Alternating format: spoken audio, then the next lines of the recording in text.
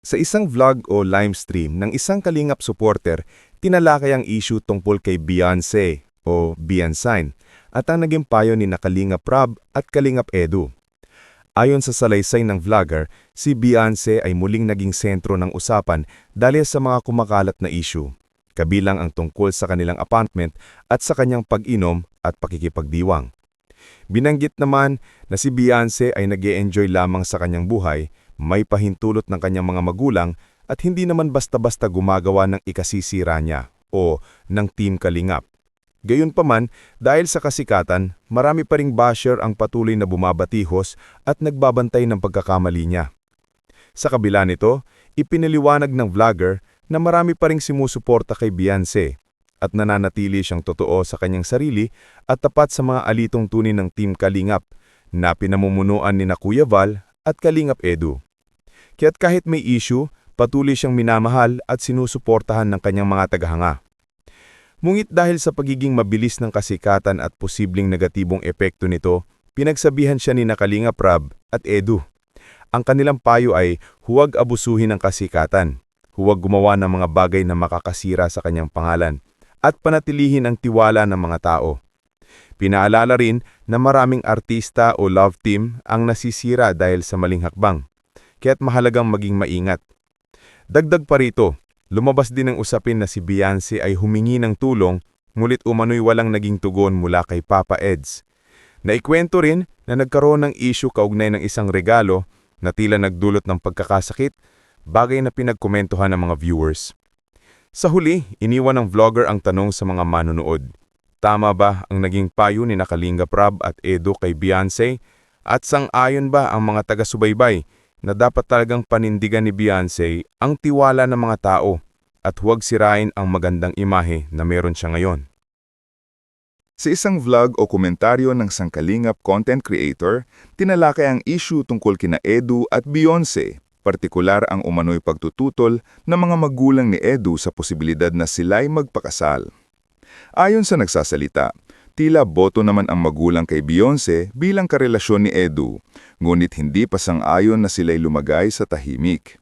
Ipinaliwanag na maaring nais muna ng mga magulang ni Edu na maging matatag at matagumpay si Edu bago pumasok sa buhay may asawa. Binanggit din na bagamat nakikita ng mga taga-subaybay na malapit na ang dalawa, may mga isyong lumulutang na nagiging dahilan ng pagdududa ng iba. Kabilang dito ang mga paninira, inggit at pambabatikos na madalas ibinabato kay Beyonce dahil sa kanyang kasikatan at mga natatanggap na biyaya. Sa kabila nito, ipinunto ng vlogger na nananatiing matatag ang tambalan ng EDC o Edu at Beyonce at ipinapakita ng dalawa ang kanilang pagmamahalan. Gayunpaman, may agam-agam pa rin ang publiko kung ang kanilang relasyon ay pangmatagalan o hanggal sa pagiging love team lamang. Ipinahayag din na kung hindi dahil sa tambalan nila ni Edu, maaaring hindi ganoon kabilis ang pag-angat ng karera ni Beyonce. Kaya naman, hinihikayat siya ng ilan na bumawi kay Edu bilang pasasalamat. Samantala, napansin din ng tagapagsalita na hindi gaanong nakikita sa mga okasyon ng mga magulang ni Edu, marahil dahil abala sila sa kanilang trabaho. Sa kabila nito, nananatili raw silang mabait at suportado sa anak. Sa huli, binuksan ng vlogger ang tanong sa mga manonood. Sumasang-ayon ba kayo sa posisyon ng mga magulang ni Edu na ipagpaliban muna ang kasal? Dapat na ba talagang magpatuloy sa mas seryosong yugto ang relasyon ni na Edu at Beyonce? O mas makabubuting unahin pa nila ang kanilang mga personal na pangarap at karera? Sa isang vlog o livestream ng isang Kalingap supporter, tinalakay ang issue tungkol kay Beyonce o Beyonce at ang naging payo ni na Kalingap Rob at Kalingap Edu. Ayon sa salaysay ng vlogger, si Beyonce ay muling naging sentro ng usapan dahil sa mga kumakalat na issue, kabilang ang tungkol sa kanilang apartment at sa kanyang pag-inom at pakikipagdiwang. Binanggit naman na si Beyonce ay nag-e-enjoy lamang sa kanyang buhay, may pahintulot ng kanyang mga magulang at hindi naman basta-basta gumagawa ng ikasisira niya o ng Team Kalingap. Gayunpaman, dahil sa kasikatan, marami pa ring basher ang patuloy na bumabatihos at nagbabantay ng pagkakamali niya. Sa kabila nito, ipinaliwanag ng vlogger na marami pa ring sumusuporta kay Beyonce at nananatili siyang totoo sa kanyang sarili at tapat sa mga alitong tunin ng Team Kalingap na pinamumunuan ni Kuya Val at Kalingap Edu. Kaya't kahit may issue, patuloy siyang minamahal at sinusuportahan ng kanyang mga tagahanga. Ngunit dahil sa pagiging mabilis ng kasikatan at posibleng negatibong epekto nito, pinagsabihan siya ni Kalingap Rab at Edu. Ang kanilang payo ay huwag abusuhin ng kasikatan, huwag gumawa ng mga bagay na makakasira sa kanyang pangalan, at panatilihin ang tiwala ng mga tao. Pinaalala rin na maraming artista o love team ang nasisira dahil sa maling hakbang, kaya't mahalagang maging maingat.